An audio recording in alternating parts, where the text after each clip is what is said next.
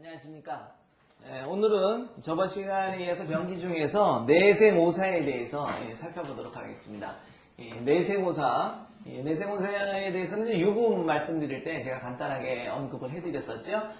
유금하고 비슷한 어떤 그 병의 성격을 갖는다고 해서 유금에 비해서 유금 중에서 서사가 빠진 것을 갖다가 내생오사라고 했는데, 이 내생오사는 장부의 공능이 실조돼서 발생하는 하나의 병리 현상입니다. 그러니까 유금은 대표적으로 밖에서 침범하는 외감에 의해서 발생하는 대표적인 병인 중에 하나였었죠. 병의 원인이죠. 병의 원인인데, 이 내생오사는 병인은 아닙니다. 병인은 아니고 이것은 장부의 공능이 실조되어서 발생하는 하나의 병리입니다. 병리 현상이죠. 병리 현상입니다. 근데 그 병리 현상의 특성이 외감의 육사와 유금과 성질이 비슷한 성질을 갖는다고 해서 이렇게 풍한 서습 중에 서 빠지고 습조열 이렇게 표기를 해서 이것도 이제 풍이니 한이니 이렇게 이제 표현을 하는 거죠.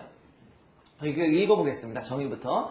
질병의 진행 과정 중에서 기혈진액과 장부 공능 등의 생리 공능 이상으로, 대개는 이제 장부 공능의 이상으로 해서 이제 발생되죠.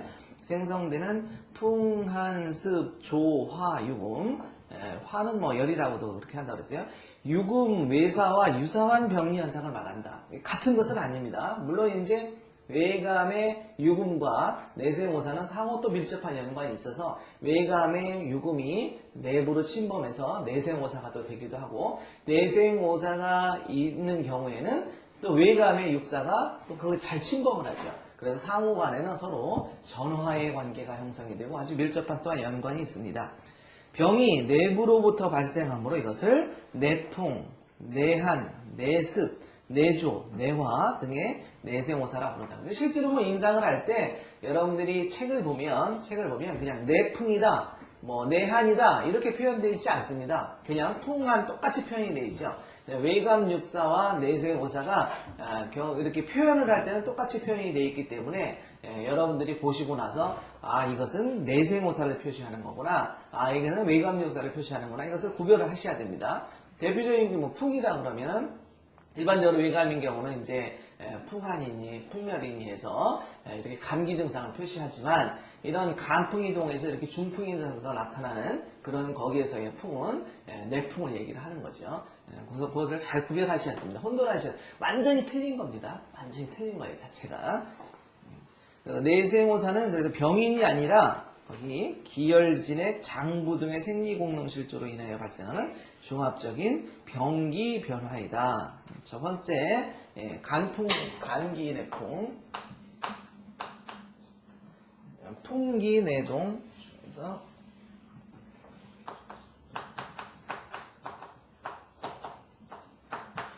풍기내동.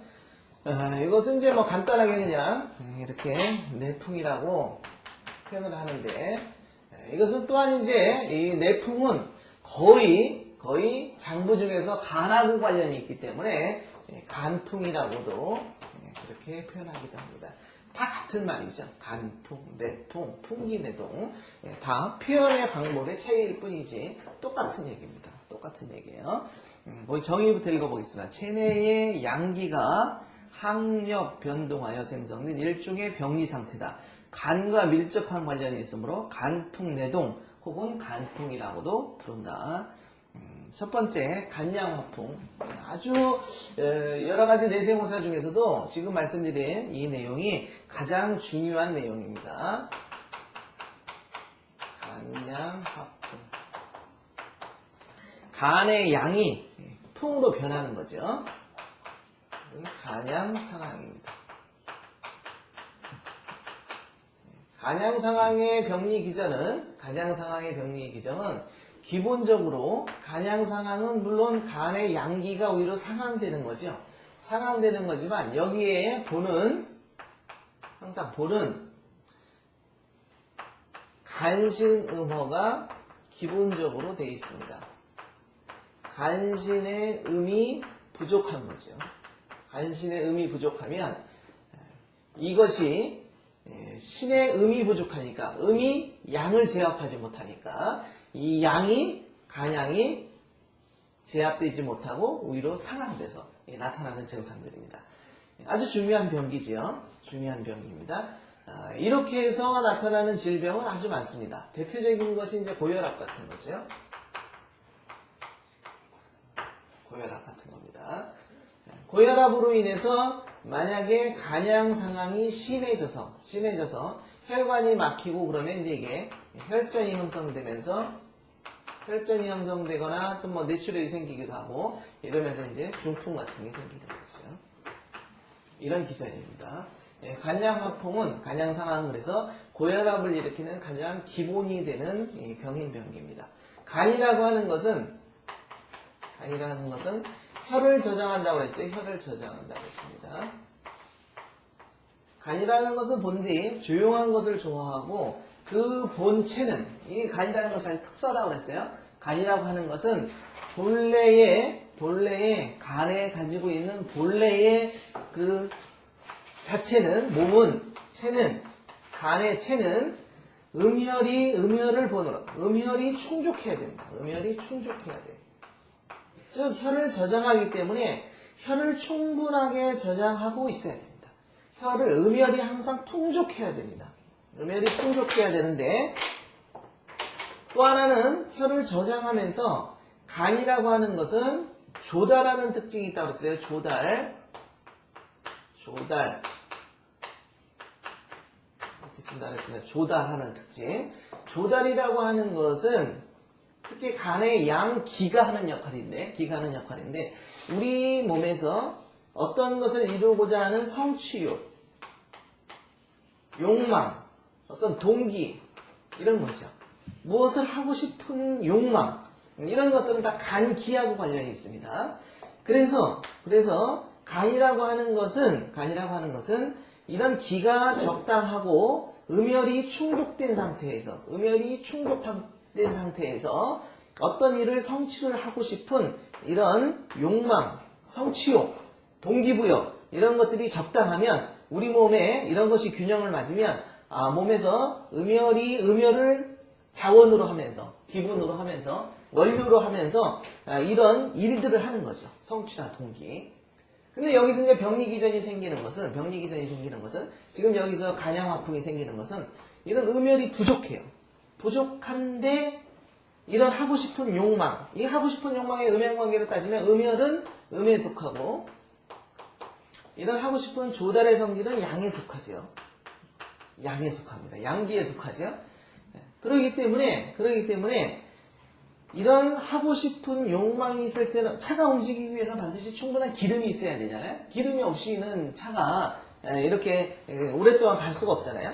그런 식으로 물론 이제 시내에서도 이제 이런 개념이 생깁니다. 특히 간에서 이런 관계가 많이 형성이 됩니다. 그래서 간에는 항상 이렇게 음혈이 충족한 상태에서 이런 간의 어떤 조달하는 성질이 평형을 유지해야 되는데 이런 음혈은 이런 조달하는 양기를 갖다가 너무 성해서 이렇게 항진되는 것을 이렇게 억제를 어느 정도 해줘야 돼요. 그러니까 음이 양을 어느 정도 제압을 해줘야 되죠. 제압을 해줘야 되는데 지금 만약에 이런 음이 부족하다면 이런 양기에 조달하는 성질을 제압을 못 해주죠. 제압을 못 해주니까 이런 양화가 망동을 하게 되죠. 망동을 해서 특히 화라고 하는 것은 양화라고 하는 것은 양기라고 하는 것은 오히려 치받치는 성질이 있기 때문에 오히려 치받쳐 오릅니다.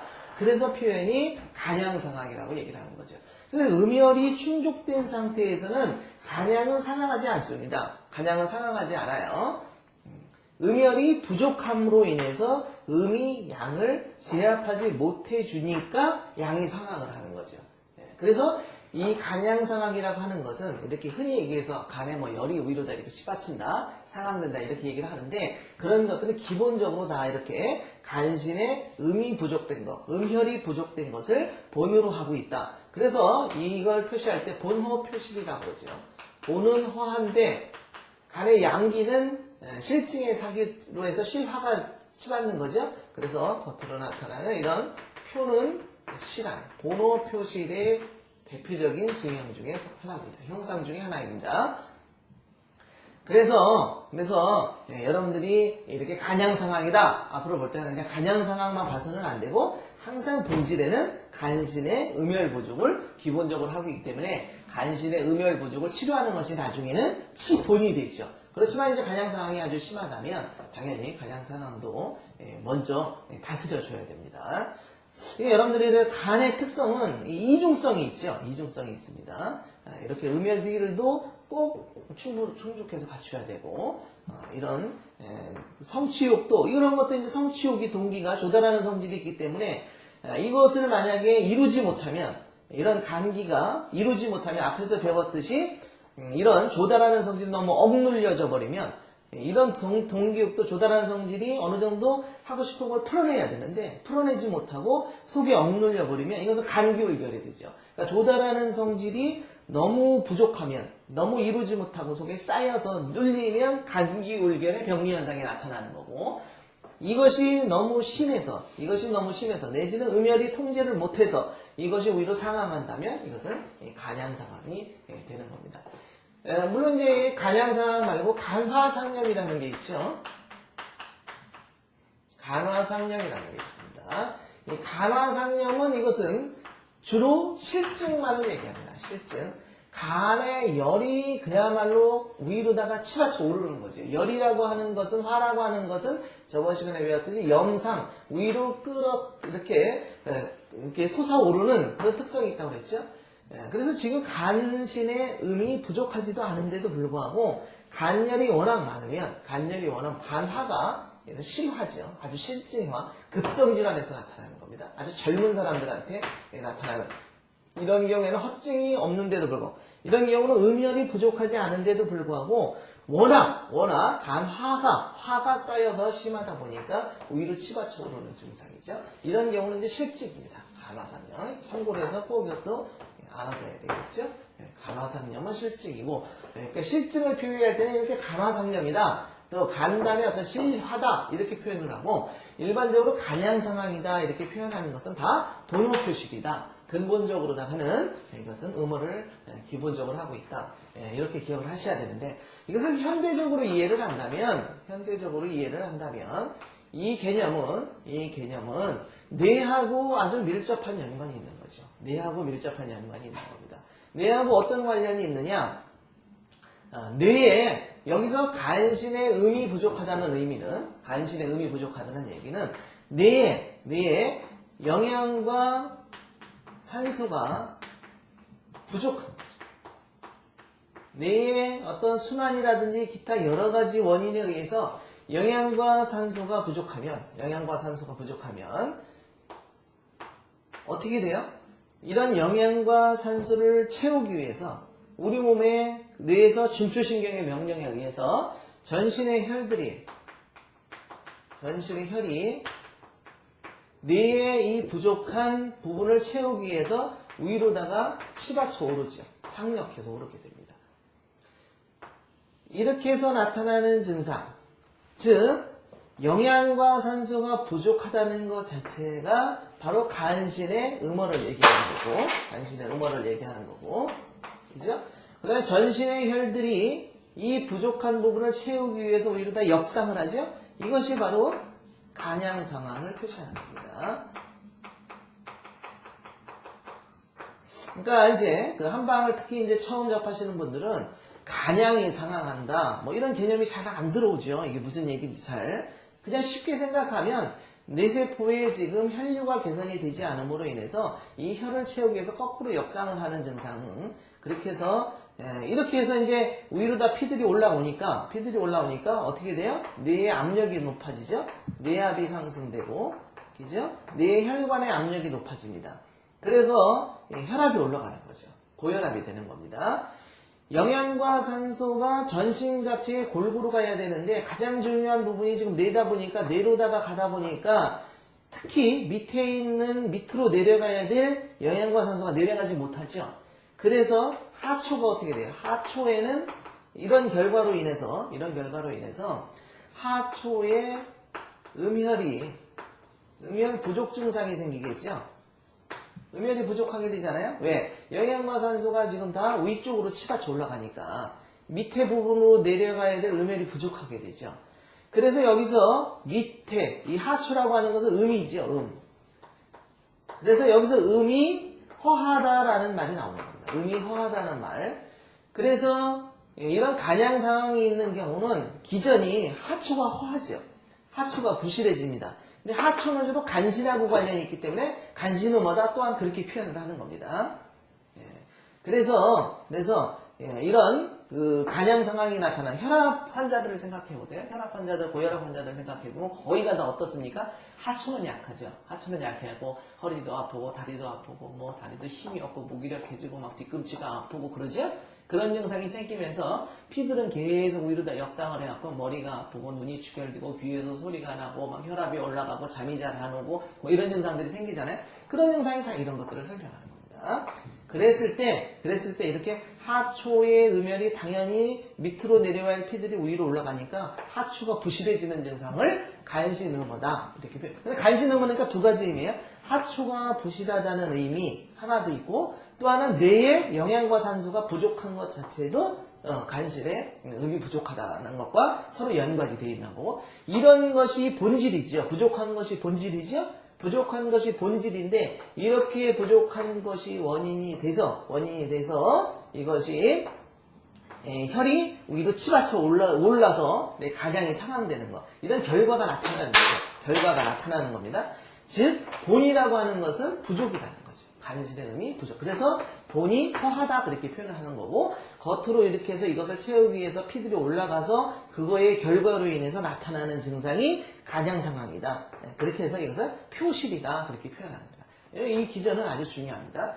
여기서 이제 단지 여러분들이 또 좀 더 폭넓게 사고를 전개할 필요가 있는 게 영양과 산소가 부족하다. 영양과 산소가 부족하다는 이 의미를 그야말로 음이 부족하다, 음혈이 부족하다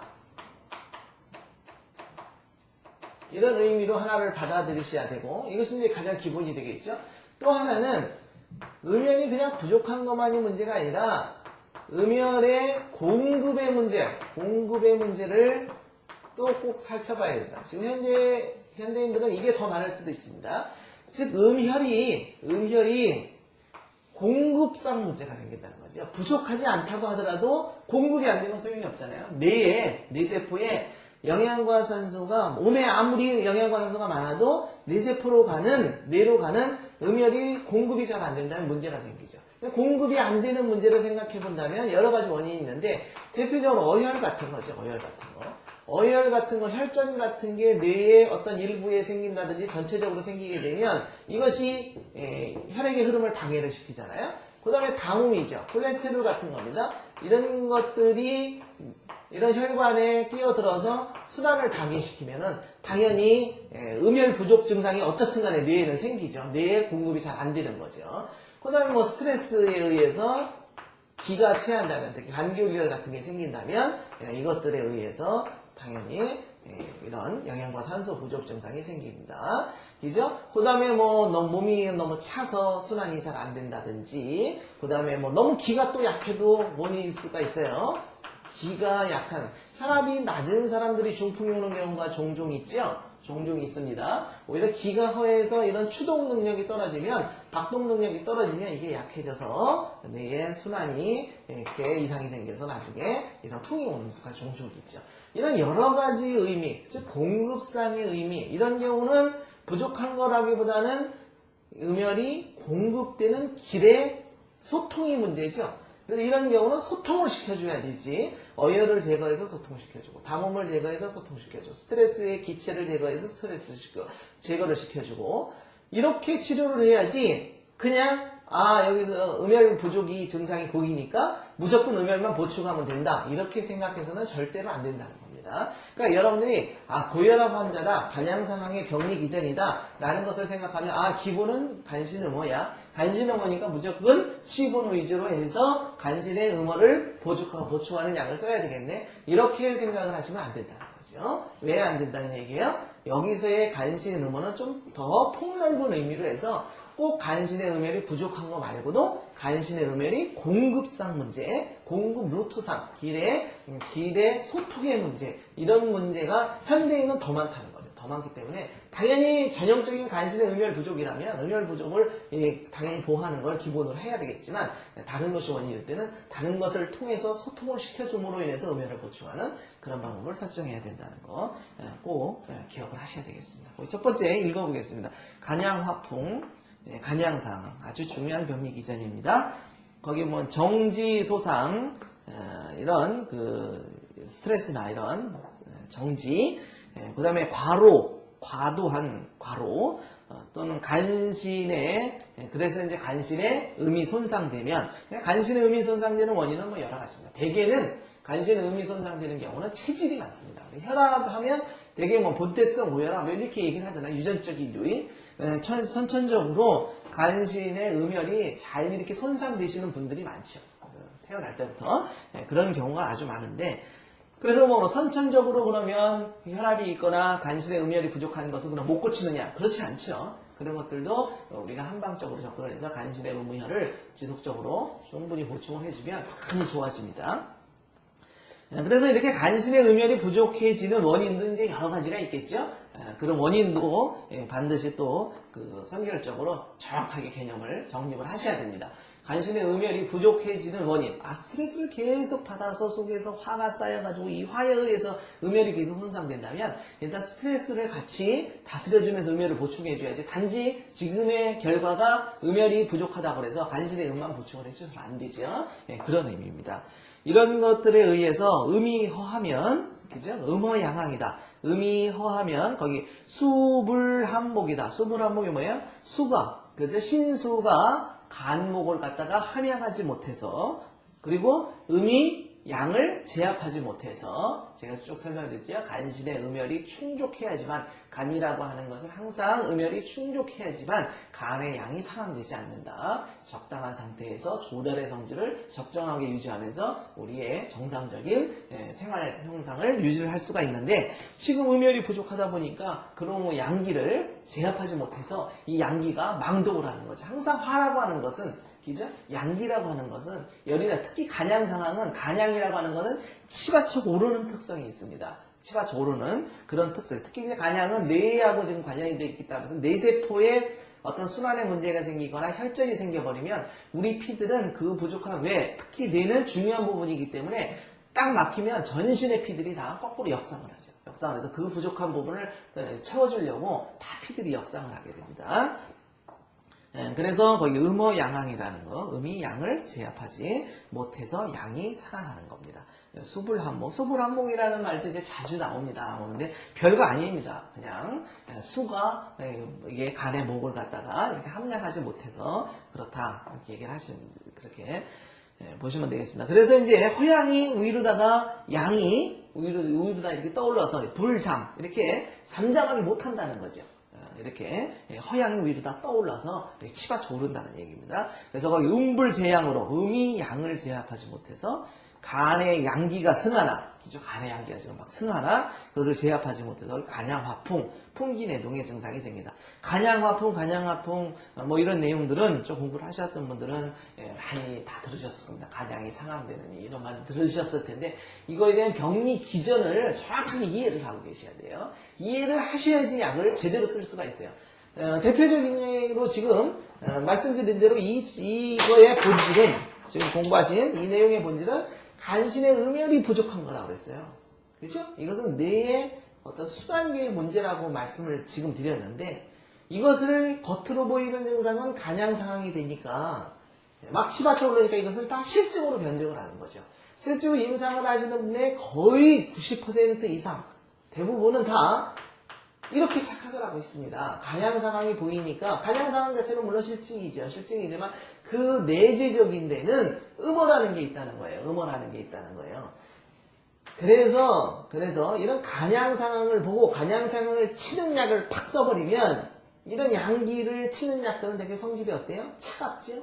성질이 차가운 데다가 또 이런 약들은 잘못하면은 음혈을 대부분 다 손상하는 약들이죠. 거의가 다. 여기 열을 끄고 뭐 이런 약들은. 그렇기 때문에 본질이 잘못하면 더 훼손된다.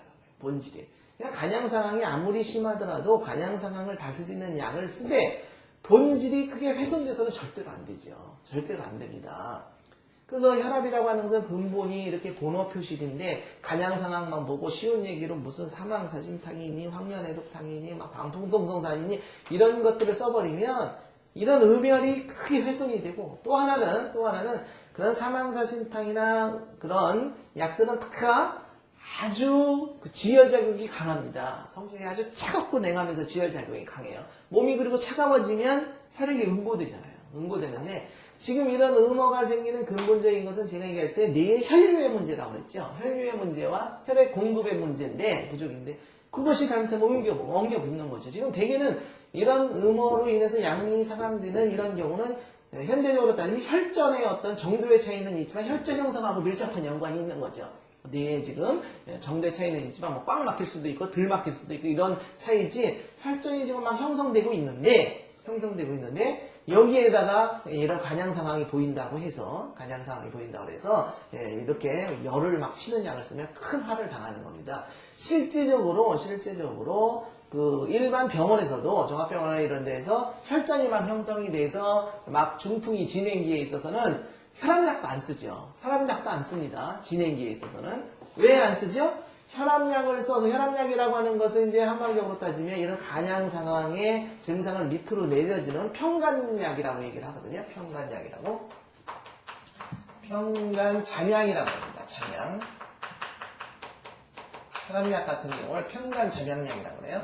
간을 갖다가 평안하게 하면서 양을 갖다가 이렇게 잠잠하게 위로 치받쳐 올라오는 이런 간양을 이렇게 눌러준다고 해서 평간잠약약이라고 그러는데 이런 평간잠약에 해당되는 고혈압약을 써버리면 지금 뇌에 혈전이 형성돼서 그 부족한 것을 채우기 위해서 피들이 역상하는데 그 역상하는 걸 인위적으로 끄집어 내려버리면 어떻게 돼요? 혈전이 더 생기겠죠? 더 생길 가능성이 있습니다. 혈압이 아무리 올라가도 웬만큼 아주 높게 올라가지 않나 웬만큼 올라가도 내비두죠.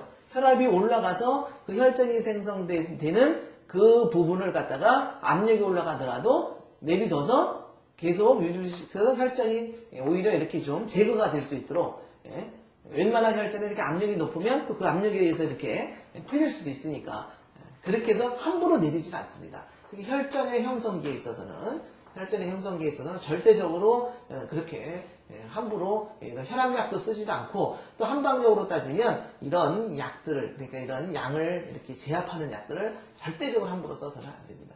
평시에 있어서도 이런 간양 상황이 아주 심하지 않으면 웬만하면 이렇게 동의 위주로 해서 써줘야지 함부로 이렇게 간양 상황하는 약들을 치는 약들을 써서는 안 됩니다. 현대적으로 혈압약을 쓰는 것도 그래서 이제 혈압약을 쓰게 되면 만약에 이런 혈전 형성기가 아니더라도 혈압약을 계속 쓰면 혈압을 인위적으로 끄집어 내리니까 지금 뇌에 어쨌든 간에 이런 음혈이 부족해가지고 혈압이라는 것이 지금 상승되고 있는데 그것을 갖다가 인위적으로 끄집어 내려버리면 뇌에 혈전이 생길 가능성이 높죠. 혈압약을 나중에 먹다 보면 거의가 다 대부분이 나중에는 뭐 아스피린이니 뭐 기타 이제 혈전 용해제 같은 거를 겸해서 먹게 됩니다. 그런 걸 겸해서 먹을 수밖에 없어요. 왜? 지금 필요에 의해서 이렇게 위로 끌어올려서 지금 혈압약을 갖다가 써서 끌어올리는데 이렇게 필요에 의해서 지금 음혈이 중추신경의 어떤 작용에 의해서 지금 이렇게 올라가고 있는데 이것을 인위적으로 혈압약을 써서 끄집어 내리니까 당연히 뇌에는 혈전이 더 생길 가능성이 높아지는 거죠. 평상시라고 하더라도. 그래서 이제 나중에는 뇌에 자꾸 혈전이 생기니까 혈전 용액들을 또 같이 쓰게 되는 거죠. 쓰게 되는 겁니다. 한방에서도 중요하죠. 이런 개념이 중요합니다. 이런 개념을 하는 것은 약을 나중에 쓸 때 아주 중요합니다. 나중에 이제 고혈압을 한다든지 중풍을 할 때 어떤 약을 어떻게 쓸 것인가 아주 중요하죠. 그래서 거기 경자는 가벼운 자는 근육이 운동하고 대개는 이제 뭐 이런 경우는 이제 중풍 전조증이라고 그러죠. 근육이 막 떨린다든지 운동하고 그다음에 지체가 이렇게 손발에 이렇게 마모감이 있거나 마비감이 있거나 이렇게 떨리고 그다음에 어지럽고 그다음에 이제 혹은 가볍게 구안화사 같은 게 오거나 혹은 이제 반신불수 같은 게 가볍게 온다. 내지는 이제 이것이 이제 좀 심해지면 뭐 이제 완전히 뇌 혈관이 막혀서 그 막힌 부위가 어디냐에 따라서 이제 각양각색으로 여러 가지 증상으로 나타나는 거죠. 또 하나는 이제 경우에 따라서는 그 혈수기 기타 기역으로 해서 이렇게 이런 경우는 뇌출혈입니다. 두 가지 병리 현상이죠. 이게 이렇게 돼서 위로다 이렇게 치받쳐 올라오면 뇌에 혈전이 형성이 돼서 혈관이 막히는 경우가 있고, 또 하나는 위로다 이렇게 치받쳐 올라오면서 약한 부위로다가 혈관이 터지면서 뇌출혈이 오죠. 뇌출혈과 뇌혈전이 형성이 됩니다. 뇌혈전, 뇌출혈. 한방에서는 뇌혈전은 좀 비교적 사기가 좀 가벼운 편에 속하고, 뇌출혈은 사기가 아주 중한 편에 속하죠. 그래서 뇌혈전도 생길 수가 있고 뇌출혈도 생길 수가 있습니다. 경우에 따라서는 가장 안 좋은 케이스는 두 가지가 동시에 오는 거죠. 혈전이 생기면서 혈전에 의해서 그 혈전으로 해서 피와 영양이 공급이 안 되니까 혈관이 손상이 되겠죠. 막힌 부위 다음으로. 그러면은 그 막힌 부위에 다음에 혈관이 파열이 되겠죠. 파열이 되면서 2차 뇌출혈이 같이 동반이 되는 경우가 노인성인 경우에 아주 많죠. 이런 경우는 혈전용 애들을 쓰고 싶어도 쓸 수도 없고, 그죠? 그 다음에 혈전이 있기 때문에 이런 지혈제를 쓸 수도 없고, 어떻게 할 수가 없습니다. 어떻게 할 수가 없어. 최악의 상황이죠. 최악의 상황입니다. 그래서 거기 심하면 거기 혼모 되게 그러니까 혼미 상태가 되면서 쓰러지고 갑자기 폐골, 그 다음에 뭐 양골, 혼미 증상. 이것은 뇌출혈에 의한 증상을 표시하는 겁니다. 간양 상황 증상, 아주 중요한 병리 기전입니다. 여러분들이 이제 한약을 공부를 한다, 한방을 공부를 한다 하는 것은 사실은 이런 부분까지 당연히 접근을 할 수 있어야 됩니다. 이것이 한방에 어떻게 생각하면 아주 핵심 중의 핵심입니다. 되게 이제 한약을 하시는 분들 중에는 이런 중풍이나 고혈압이나 이런 부분에 대해서 좀 어려워하실 부분들이 있는데, 그것은 이런 기전을 이해하지 못하셔서 그래요. 정확한 기전만 이해하시면 전혀 부작용 없습니다. 부작용 없고 안전하고, 그 다음에 아주 효과도 좋고 우수하고, 물론 뭐 이미 중풍이 생겨서 뇌세포가 이미 괴사가 됐다면 완전히 괴사된 세포를 살려낼 수는 없지요. 물론 한약이라고 해서 100% 모든 것이 가능한 것은 아닙니다. 그렇지만 이런 기전들을 이해를 하신다면 중풍의 전조 증상이라든지 이런 것도 많이 예방할 수가 있고, 그다음에 후유증을 앓고 계신 분들한테도 많이 도움이 될 수가 있죠. 재발 방지에도 많이 도움이 될 수가 있고, 여러분들께서 간양 상황에 대한 개념 정확하게 이해를 하고 계시기 바랍니다. 그다음에 두 번째는 이제 열극생풍입니다. 열극생풍.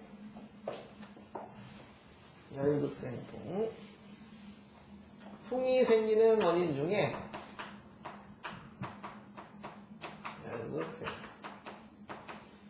열극생풍은 비교적 간단한 겁니다. 그래서 열의 상위가 열이 아주 극해가지고 풍이 생기는 거죠.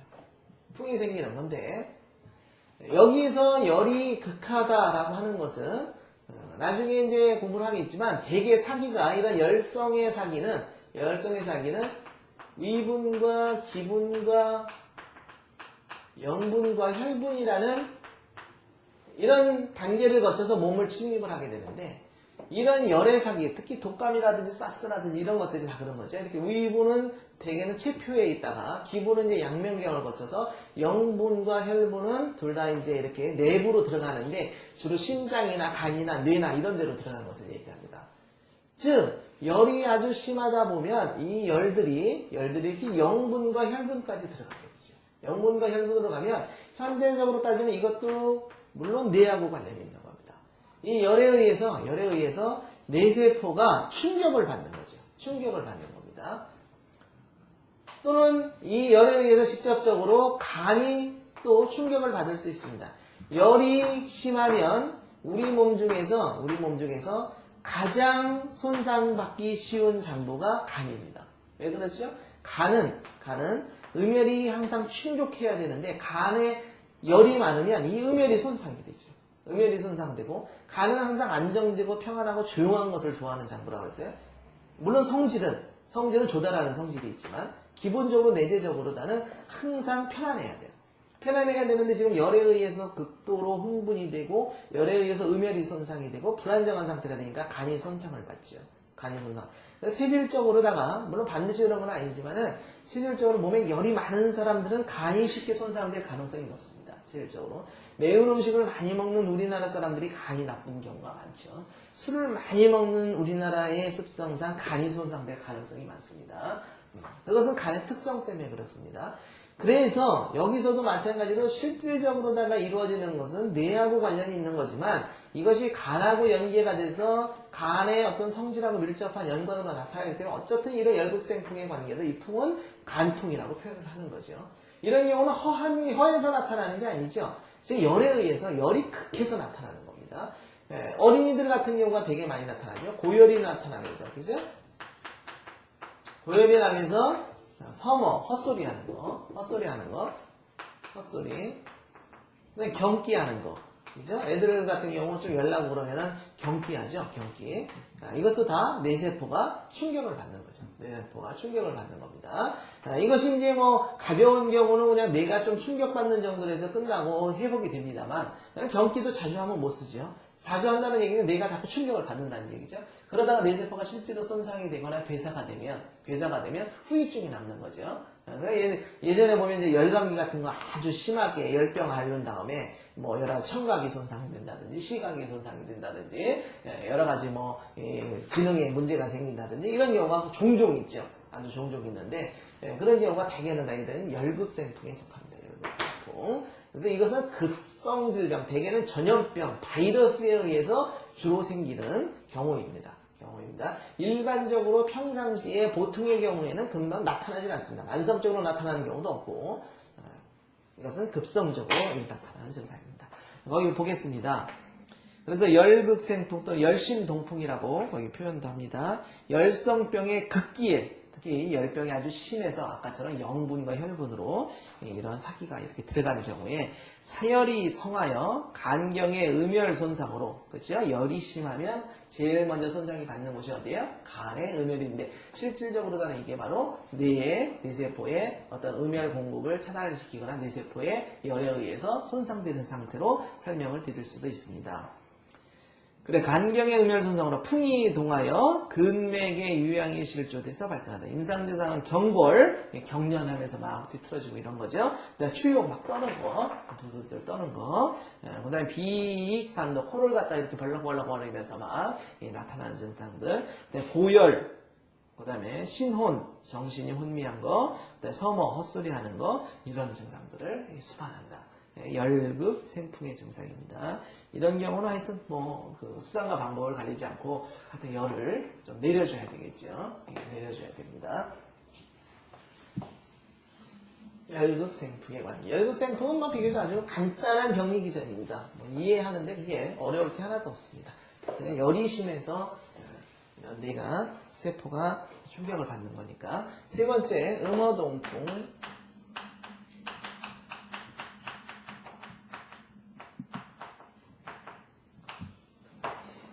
음어동풍, 이것은 이제 전형적인 음어로 인해서 간양상황은 보이지 않고, 우리가 얘기한 간양화풍 증상, 간양상황 증상은 간양상황 증상이 이렇게 확연하게 보일 때를 얘기하고, 이것은 음허동풍. 네 번째에 나오는 혈어, 동풍도 마찬가지, 혈어생풍이나 동풍이나 뭐, 같은 얘기입니다. 대개는 이 두 가지는 같이 많이 나타났죠. 같이 많이 나타나는데 전형적으로 이것은 허풍이라고 해서 허한 증상만 나타나는 겁니다. 간양상황 증상은 번호 표시죠. 허와 실이 같이 나타나는 그런 열극생풍인 경우는 완전한 실증만 나타나는 거고, 그렇지만 여기서 이런 경우는 허풍이라서 허한 증상이 주가 돼서 허한 것이 원인이 돼서 풍이 나타나는 겁니다. 이것도 혈이나 음이 부족해서 뇌세포에 충분한 영양이 공급되지 않음으로 인해서 전신각체의 모든 신경과 조직기관을 관장하는 기능이 손상이 돼서 나타나는 그런 의미로 이해하셔도 되고, 또는 간이라고 하는 것은 항상 음혈이 충족해야 되는데 음혈이 부족됨으로 인해서 간은 뭐를 주관해요? 근을 주관하죠. 간주근이다. 그래서 이런 근육이 뒤틀리고 여러 가지 문제가 생기는 그런 현상을 설명할 수가 있습니다. 그 문제는 음이 많이 허해서 혈이 허하면, 음혈이 부족하면 물론 이제 뇌에 영양과 산소 공급 부족으로 인해서 전신 조직각체에 영향을 미치는 거 있고, 또 하나 직접적으로 음혈이 부족되다 보니까 그야말로 영양이 부족한 거 아닙니까? 전신 조직기관의 영양 공급이 부족해서 이렇게 해서 이제 나타나는 경우가 있고, 그래서 여기서 음어동풍과 혈어생풍은 어떻게 생각하면 이것은 뇌라기보다는 뇌를 중심으로 해서 나타나는 경우는 되게 간양화풍 증상으로 해서 주로 나타나고, 여기에서 얘기하는 3번과 4번 증상은 뇌에는 병변 자체는 물론 뇌에도 영향이 있지만 직접적인 어떤 큰 영향이 있는 것보다는 조직기관의 직접적으로 영양 공급의 문제, 음혈 부족의 문제 이런 걸로 인해서 조직기관에 영양이 공급이 잘 안 되니까 근맥이 영양을 실조로 해서 나타나는 증상, 이렇게 이해를 하시는 게 제일 좋습니다. 그래서 여기서 음어동풍과 혈어생풍도 일종의 풍이 동하고 간풍이 동하는 증상은 증상이지만 이것은 뇌라기, 뇌세포의 손상은 별로 없이 바로 조직세포에 영양이 공급되지 않아서 조직기관들이 어떤 근맥들이 영양을 실조를 받아서 풍처럼 이렇게 동하는 증상이다, 그렇게 이해를 하시면 구별을 확실하게 하실 수가 있습니다. 아셨겠죠? 읽어보겠습니다. 음어동풍은 열병 후기에 진액이 손상되거나 열병으로 인해서 앓고 난 다음에 진액이 손상되거나 또는 이제 만성 질환으로 음액이 이렇게 크게 손상이 되면 그때 이제 나타나는데, 주로 그 병인병기는 음어고갈로 음액이 고갈돼서 근맥에 영양이 실조되어서 내풍이 발생한다. 즉 이것은 어떤 간양 상황이나 이런 증상, 어떤 뇌에서 나타나는 혈압이 상승다 이런 것이 없이 각 조직기관들의 영양 공급의 문제로 해서 주로 발생이 된다. 물론 뭐 이것도 근데 현대적으로 이렇게 따져보면 물론 당연히 이런 상태가 되면 뇌세포에도 이런 부족으로 인해서 뇌에서 관장하는 기능이 손실된 거하고 또 관련이 있습니다. 임상 증상 거의 근육경련이 일어나고 피부가 떨리고 손발이 이렇게 힘이 없으면, 거기 보면 유동이라고 나오는데, 유동이라고 하는 것은 무력 힘이 없으면서 이렇게 떨리는 거. 그러니까 같은 추육이라고 해도 추육 중에서 이렇게 바들벌들 떨 때, 실증이나 간양상황 중에서는 이렇게 힘이 있으면서 막 부들부들 떠는 증상을 얘기하고, 여기에서의 음어나 혈어에서 나타나는 증상은 가볍게 힘이 없어서 늘어져서 살짝 이렇게 틀리는, 힘이 없어서 이렇게 떨리는, 이런 힘이 없어서 이렇게 하고 경련이 이렇게 수시로 이렇게 조금 나타나는 가벼운 이런 증상을 얘기를 합니다. 같은 거라고 하더라도 유동이다, 수족이 유동이다라는 얘기, 그런 얘기다. 손 같은 거 조금씩 떠는 거, 이런 것들을 얘기를 합니다. 추육이라고 하는 것은 아주 부들부들 떠는 거, 막 경련을 일으키는 거, 이렇게 막 누워서 이렇게 막 경련 나타나는 거, 간질갈짝 같은 거 막 하는 거, 이런 것들을 얘기를 하죠. 그런 것들을 얘기를 합니다. 그 다음에 혈어생풍, 항상 음어동풍과 혈어생풍은 두 개를 연결져서 좀 생각을 해야 된다. 음어동풍과 혈어동풍의 차이점은, 음어는 뭐예요? 건조한 증상이 나타나는 거죠. 음액 부족 증상이 나타납니다. 우리가 공부했듯이 전형적인 음어는 음액이 부족한 증상과 아울러서 또 하나는 열의 증상이 보이는 거죠. 허열의 증상이 보이는 거죠. 혈어는 그런 증상이 안 보이는 거죠. 그렇지만 음과 혈은 서로 간에 어떤 진액이죠. 진액의 일종이고 같이 음액이기 때문에 서로 또 깊은 연관이 있고 같이 나타나는 경우가 많습니다. 음어생풍은 생혈 부족 혹은 실혈 과다 혹은 굿병으로 음혈이 손상되면 근맥의 영양 공급이 실조되어 혹은 혈이 경락을 보양하지 못하여 발생한다. 임상으로 난 지체마모, 혈어생풍의 특징 중에 하나는 마목입니다. 마목. 피부가 감각이 없이 이렇게 뻣뻣해지는 거죠. 즉 어떤 뭐 신경계나 이런 게 혈액이 공급되지 않음으로써 손상된다고 볼 수가 있습니다. 이 마목 증상이 대표적으로 혈어생풍에서 나타나는 전형적인 증상입니다. 마목 꼭 기억해 주세요. 그냥 근육주동, 이렇게 피부 같은 게 사삭 떨리는 거, 뭐 현대적으로 따지면 어떤 마그네슘 결핍이니 뭐 이런 것들하고 주로 관련이 있습니다. 심하면 수족이 당기면서 경련이 나서 펴지 못하는 증상이 생긴다. 이런 수족이 당기면서 경련이 나는 증상도 뇌에서 생기는 중풍이나 이런 증상이라기보다는 근육이나 이런데 영양과 산소, 음혈이 공급되지 못함으로 인해서 근육들이 영양이 실조돼서 나타나는 증상으로 이해를 하시면 됩니다. 그래서 이 3번과 4번은 그렇게 이해를 하시면 되겠습니다. 다섯 번째 거기 혈조생풍은 거기 굿병으로 혈이 소모되거나 혹은 노년의 정혈허손, 특히 이렇게 정혈허손, 노년의 정혈허술하고 밀접한 연관이 있을 때 이것을 혈조생풍이다 그렇게 더 표현을 합니다.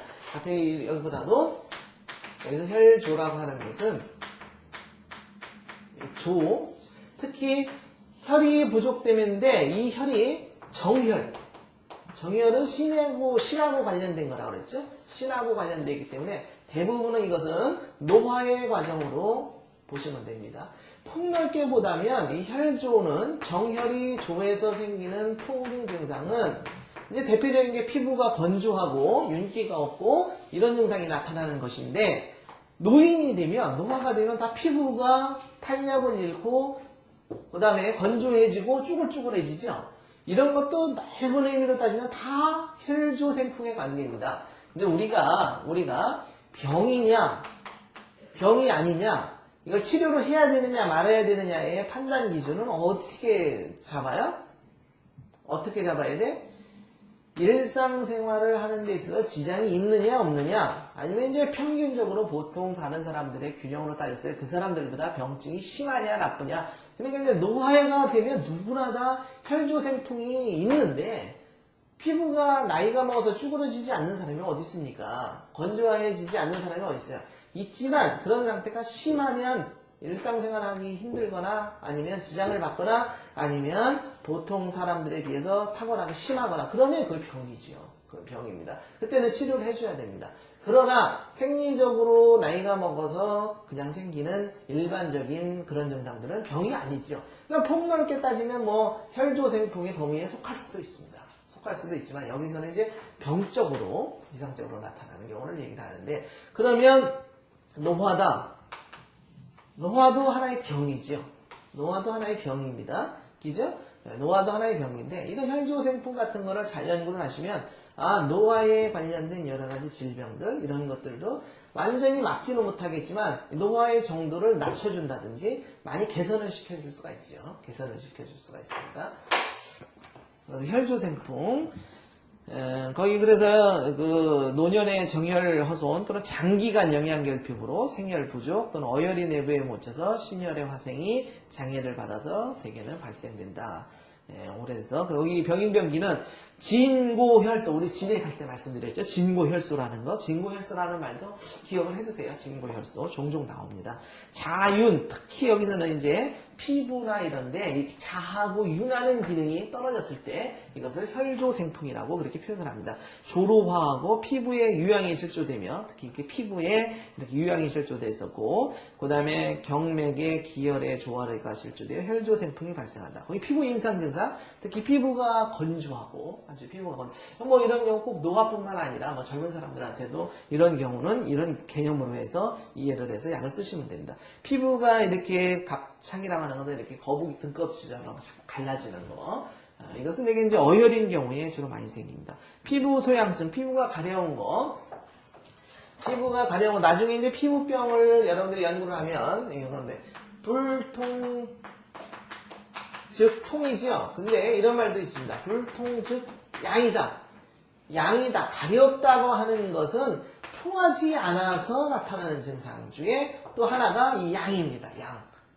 우리가 가렵다. 생리적으로 가렵다 하는 얘기는 왜 가려울까요? 물론 통하지 않으니까 가려운데 우리 몸에서는 가려움증이 생기면 긁어야죠. 긁는다는 얘기는 바로 뭐예요? 문질러서 기와열의 흐름을 갖다가 소통시키려고 하는 우리 몸의 하나의 반응이라고 볼 수가 있죠. 그래서 피가 나도록 긁는다. 바로 기혈을 소통시키기 위한 우리 몸의 몸부림이라고 할 수가 있죠. 몸부림을 할 수가 있는데 그래서 이렇게 통하지 않으면 가렵다. 그래서 통하면 가렵지 않다. 여기서 이제 통한다는 의미도 불통이라는 의미도 이제 여러 가지가 있는데 여기서는 불통이라기보다는 지금 같은 경우는 불영이라고 봐야 되겠죠. 불영. 영을 못해서 가려운 거죠. 그래서 이렇게 혈을 갖다가 음을 갖다가 음혈을 갖다가 정혈을 갖다가 공급을 해서 이렇게 영화롭게 잘 피부를 해주면 양이 없어지는 거죠. 네. 그래서 가려움증 증상에는 그래서 대표적으로 혈어에서 많이 나타나잖아요. 혈이 허한 사람들은 벌레가 기어다듯이 물론 뭐 가려움증 증상이 피부병에 의해서 진균이나 뭐 기타 이런 거에 감염됐을 때 아주 극도로 가려움 증상이 나타나지만 일반적으로 만성적으로 허약한 경우에 나타나는 경우는 혈어에서 많이 나타납니다. 혈이 부족하면 혈이 공급되지 않음으로 인해서 우리 양의 증상이 많이 나타나는데 지금 여기에서의 피부 소양은 어떤 피부병이라기보다는 그야말로 혈이 고해서 그죠? 혈이 조해서 이걸로 인해서 피부가 불통증량으로 나타나는 증상입니다. 그 다음에 거기 락설이라고 하는데 이것은 이제 비듬 같은 게 막 이렇게 피부 같은 데서 이렇게 막 비듬 같은 거 막 떨어지죠. 건조해가지고 이런 것들을 설명하는데 이것은 다 혈조생풍에 속한다. 그래서 이런 경우는 정혈을 보호하고 진액을 보호하는 이런 방법을 써야 된다. 자, 이렇게 해서 그 내풍에 대해서 살펴봤습니다. 내용이 비교적 많고 좀 복잡합니다. 그렇지만은 내용이 아주 중요한 내용이기 때문에 여러분들이 확실하게 내용을 이해를 하셔야 됩니다. 예, 그 다음에 이제 두 번째로다가 그 내한에 대해서 살펴보도록 하겠습니다. 내한은 뭐 비교적 그 간풍에 비해서는 아주 간단한 내용입니다. 그야말로 이제 양기가 부족하면 양허죠. 양허 증상이 있는 경우는 이 한사가 내부에서 각종 장부의功能이 떨어진다 그러죠. 양허 증상은 오장육부 조직기관의 모든 기능들이 다 이렇게 감퇴되는 특징이 있죠. 양허의 출발은 대개는 기허에서 시작이 되죠. 양허는 기본적으로 기허를 포함하고 있습니다. 부동으로 따지면 이런 관계죠. 이런 관계입니다. 그렇기 때문에 기허가 가지고 있는 모든 증상 플러스 거기다 더욱더 허해진 증상이죠. 양허는. 그래서 장부의 오장육부의 기능이 떨어지는데 그 중에서도 기허 증상에다 플러스 이것은 허한의 증상이라고 그랬죠. 허한의 증상이 있고 그 다음에 증상도 그렇습니다. 증상도 아주 훨씬 더 심하게 나타납니다. 같은 증상이라고 하더라도. 그렇기 때문에 양허가 있는 사람들은 오장육부인데 그 중에서도 특히 비와 신의 양기가 부족하면 비와 신이 가장 손상을 많이 받게 됩니다. 그래서 비신 양허가 주로 문제가 되죠. 비신의 양기가 부족함으로 인해서 이걸로 인해서 체내에 여러 가지 한사가 허한이 내부에서 생성이 되고 그걸로 인해서 각종 질병이 유발되게 되죠. 내한 증상. 한번 보겠습니다. 한총중생 한이 속으로부터 생긴다는 얘기죠. 기체의 양기가 허세로 온후 기화功能이 쇠퇴되면 기죠? 기 중에 기가 하는 역할 중에 온부작용이 있는데 열량을 생성하는 거죠. 칼로리를 형성하는 작용입니다.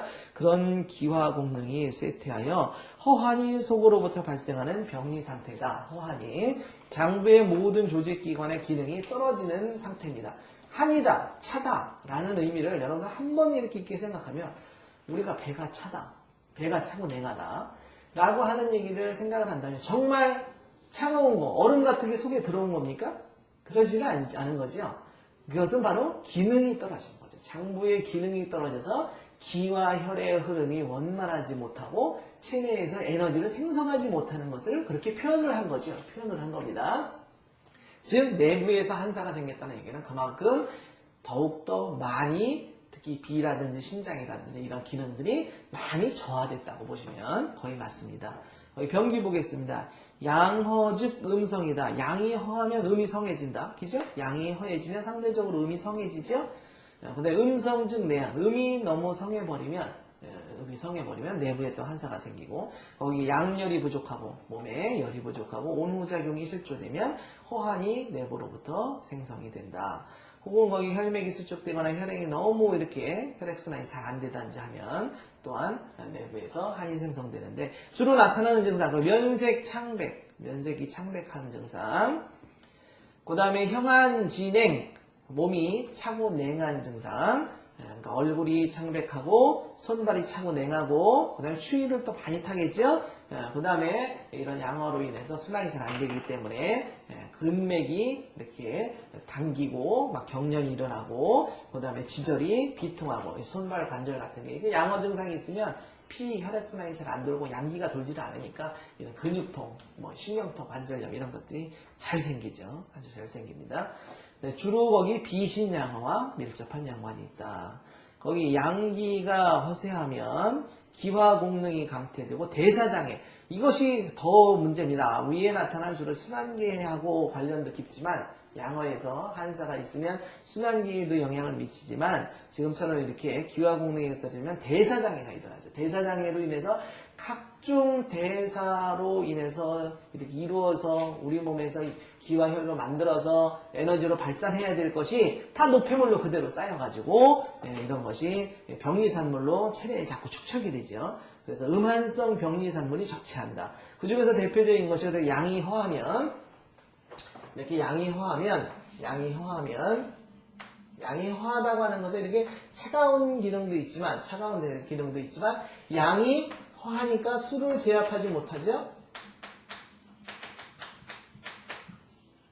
그래서 특히 이런 수가 내부에 정치하는 이런 아주 중요한 병리 기전을 형성하게 됩니다. 그래서 뭐 어떤 수종이라든지 담음이라든지 양어인 사람은 이런 수종 담음 같은 게 체내에 많이 형성이 되죠. 이게 문제입니다. 수종과 담음이 형성되면 각종 또 질병의 원인이 되니까.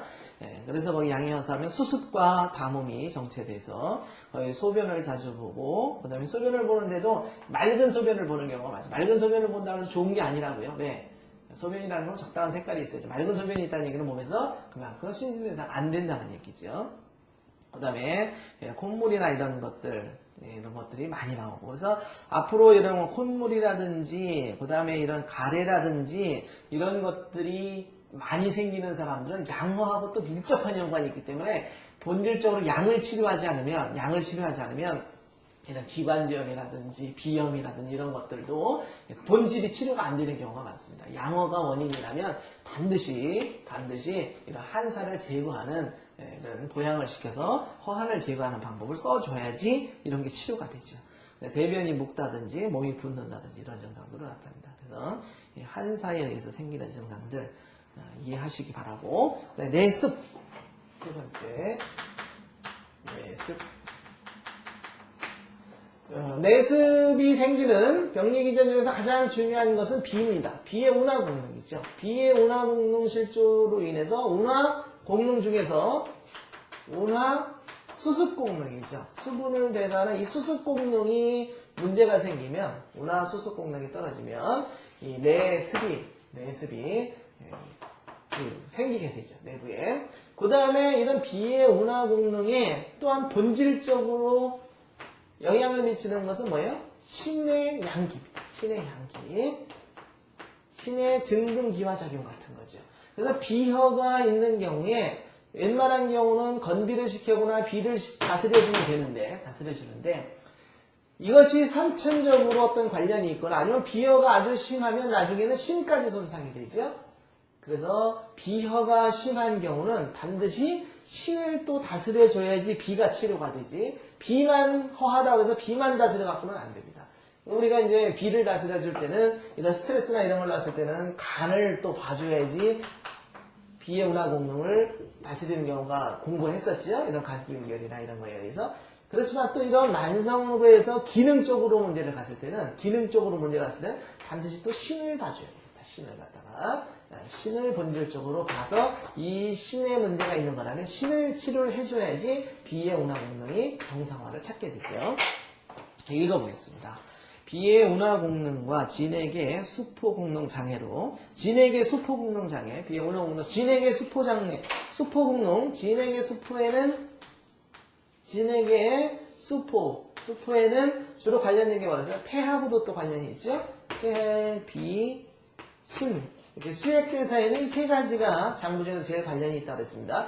폐 선발과 숙광작용을 통해서 수도를 통조하는 작용이라고 했죠. 비의 운하소속 공능, 그 다음에 신의 주수 공능과 증등기화작용. 그래서 항상 이런 습이 생성되는 데는 수분 대사랑 관련이 있다. 그럼 수분 대사는 폐비신하고 관련이 있구나. 이것도 기억을 해두셔야 됩니다.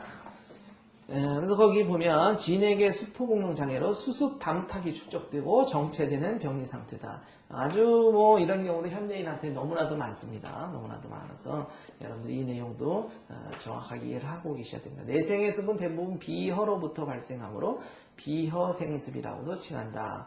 병기 보겠습니다. 비만체질은 담습이 과도하게 성한 거죠. 과도하게 성한 경우, 혹은 생냉, 차가운 음식이라든지 그 다음에 아주 기름진 거, 느끼한 거, 단 거 뭐 이런 것들을 과식하게 되면 이거에 의해서 내부로 비위가 손상하게 되죠. 비위가 손상이 되는데 습이 많으면 비는 피곤해집니다.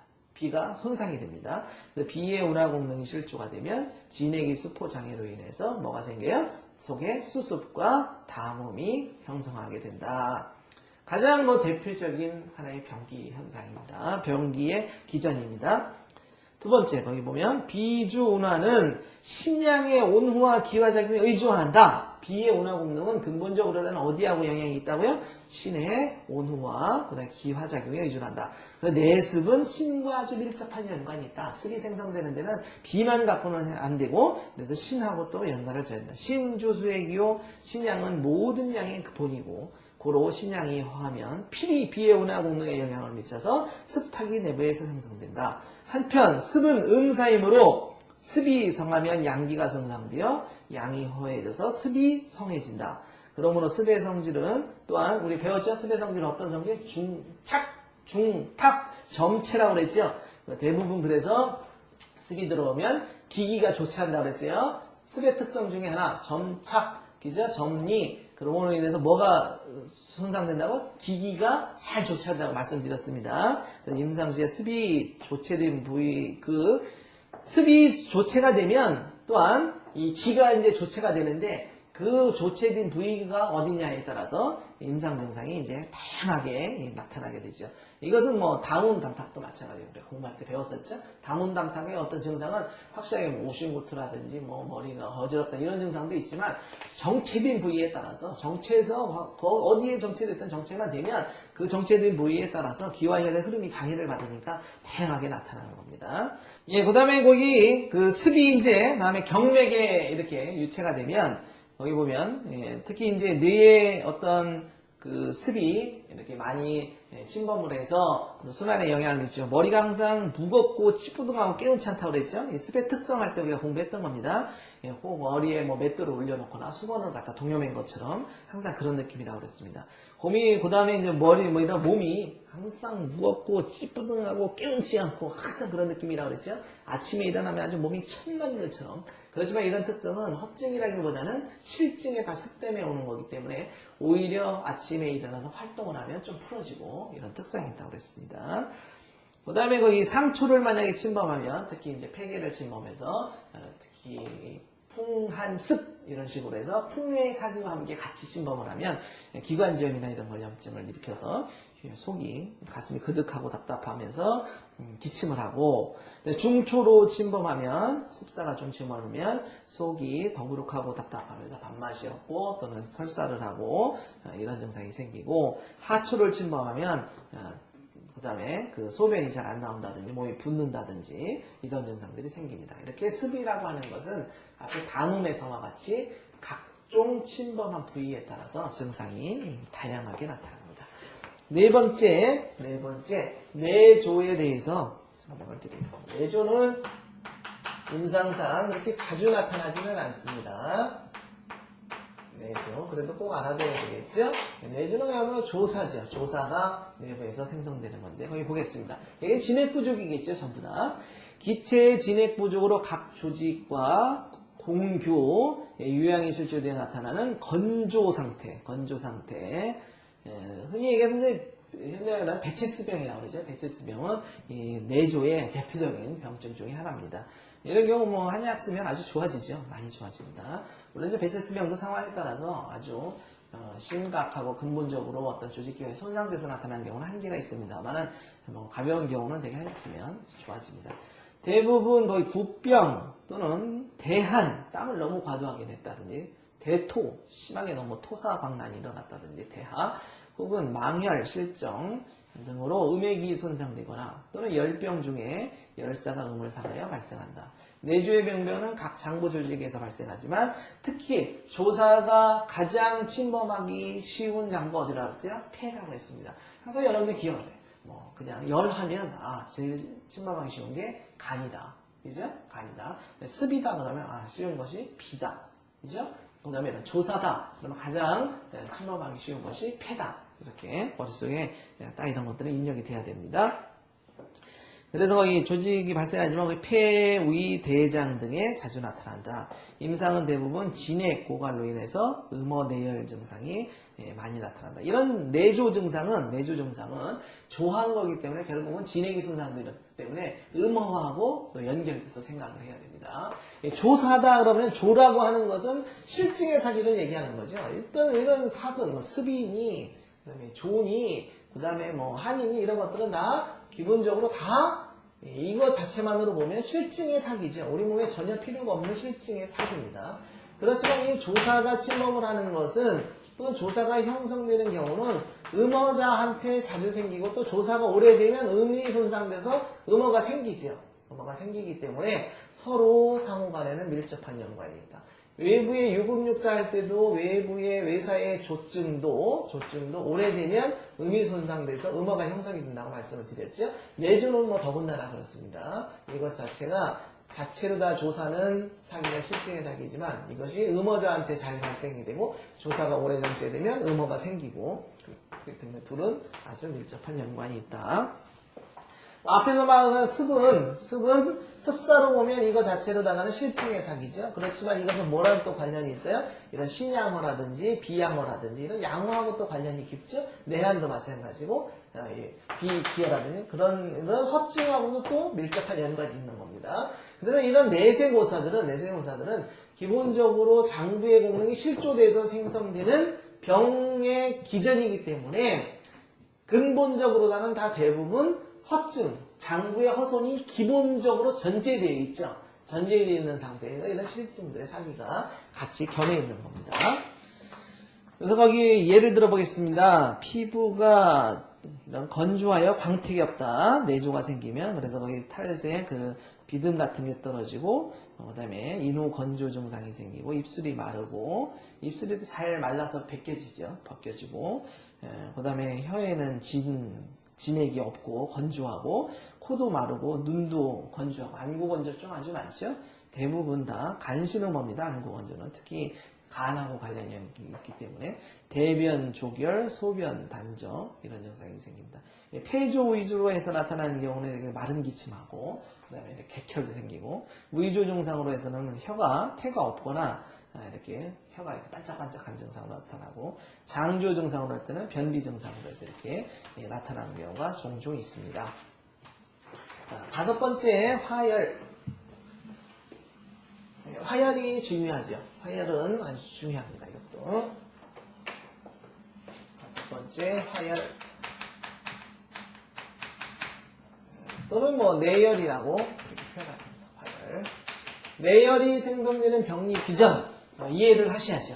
어떻게 해서 내열이 생성이 되는가. 외부의 열은 다 밖에서 침범하는 거죠. 침범하는 거지만 내부의 열은 어떻게 생기는가. 읽어봅시다. 양기가 성하거나 혹은 음어, 상항 또는 기혈의 물체, 병사의 물결 등으로 인해 생성되는 화열이 내부를 교란시키거나 기능이 항분된 상태를 표현한다. 거기 화열의 중요한 병기가 자세하게 거기 써놨습니다. 첫째 양기, 그야말로 양열이 거기 양열이 과도해서 이렇게 화로다가 변하는 경우 거기 읽어보겠습니다. 양기는 정상적인 상황에서는 양기라고 하는 것은 우리 몸에서 정상적인 상태에서는 적당하게 우리 몸을 갖다 추동도 시켜주고 그 다음에 칼로리도 형성하고 아주 신진대사도 촉진하는 좋은 거죠. 좋은 거지만 이것이 과도하면은 이것이 병리적인 상황이 되게 되는데 이런 양기가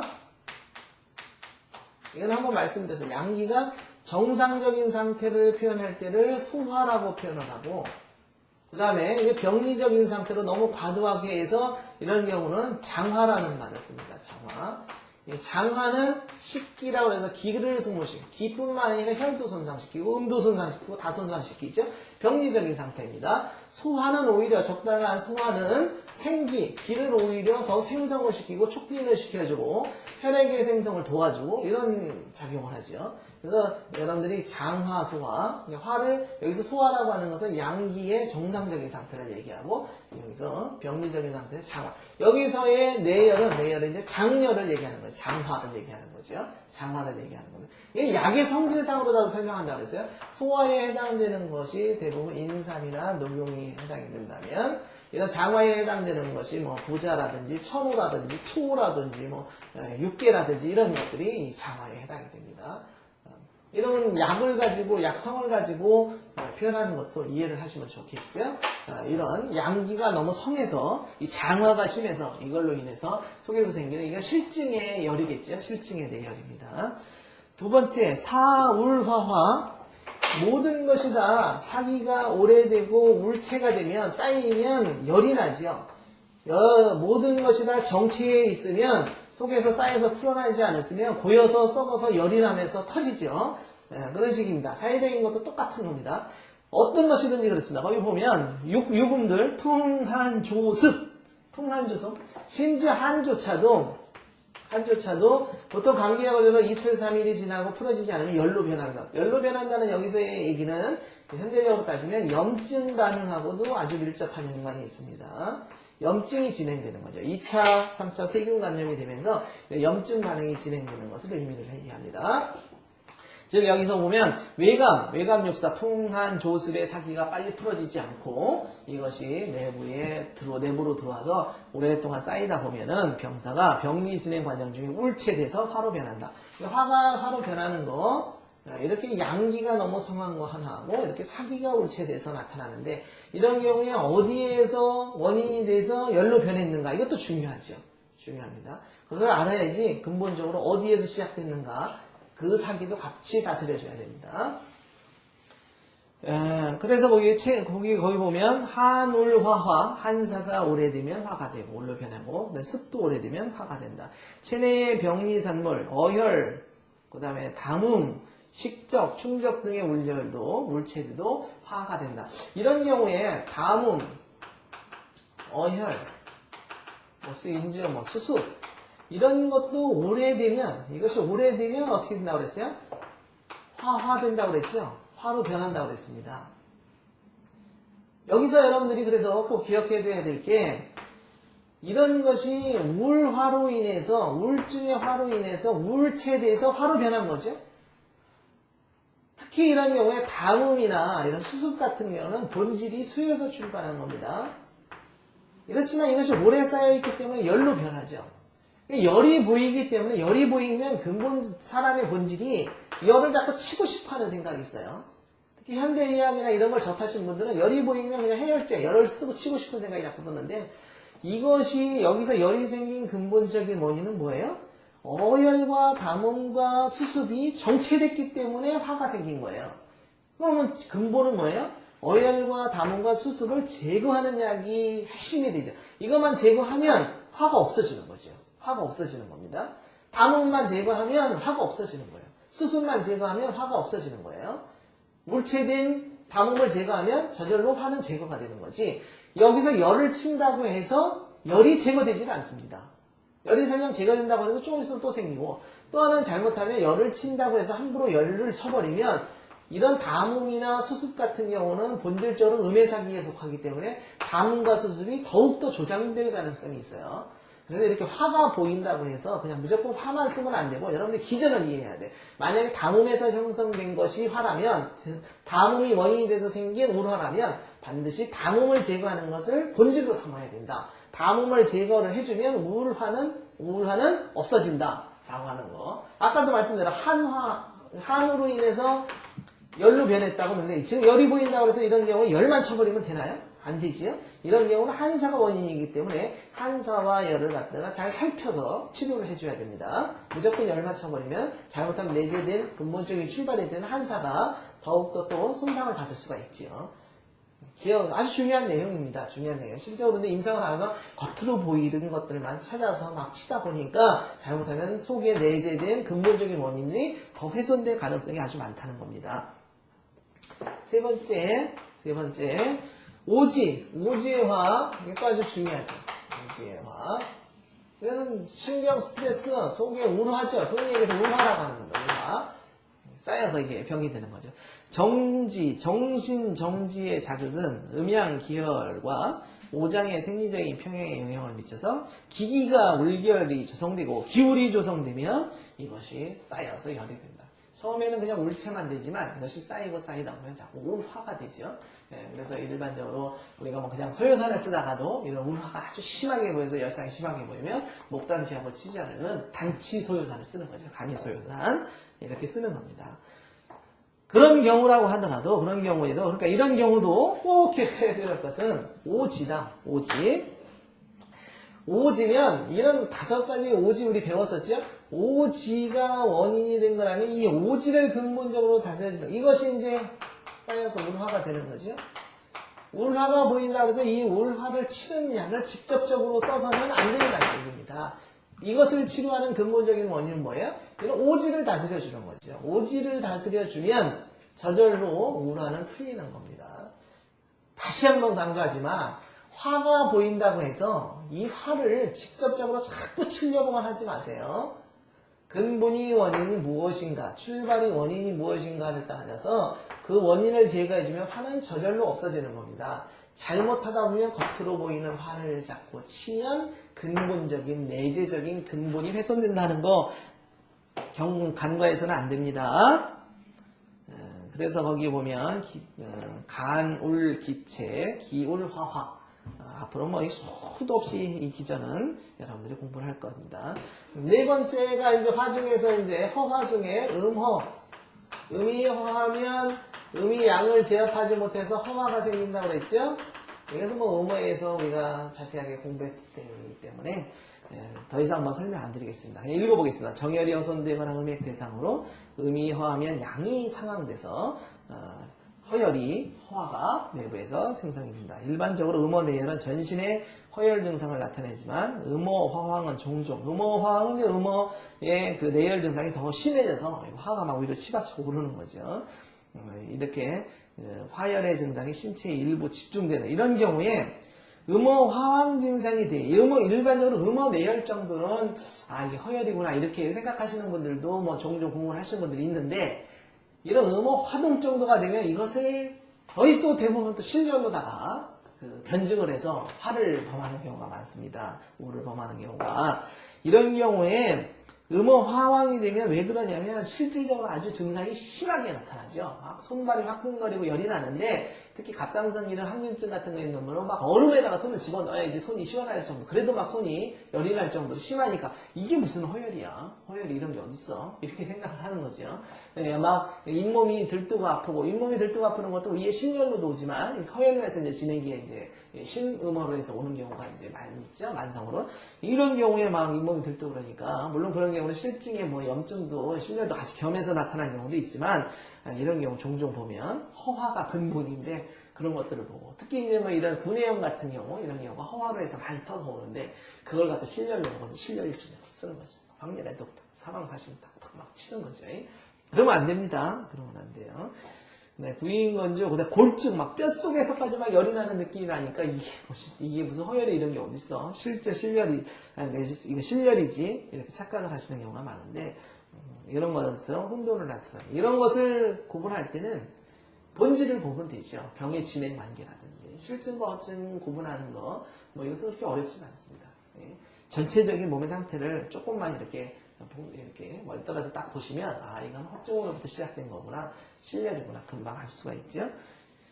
음어 화황 증상, 음어 화동 증상 이렇게 해서 열이 생성되는 내열이 생성되는 중요한 병기 하나 둘 셋 넷 네 가지가 있습니다. 앞으로 여러분들 이제 열이 내부적인 내열이 생성되는 것은 대부분 이쪽 계통이니까 이 기전을 정확하게 이해를 하시면 열중으로 인해서 생기는 병리 현상은 여러분들 다 이해를 하실 거로 그렇게 생각이 듭니다. 자, 이번 시간에는 여기까지 하겠습니다. 수고 많이 하셨습니다. 감사합니다.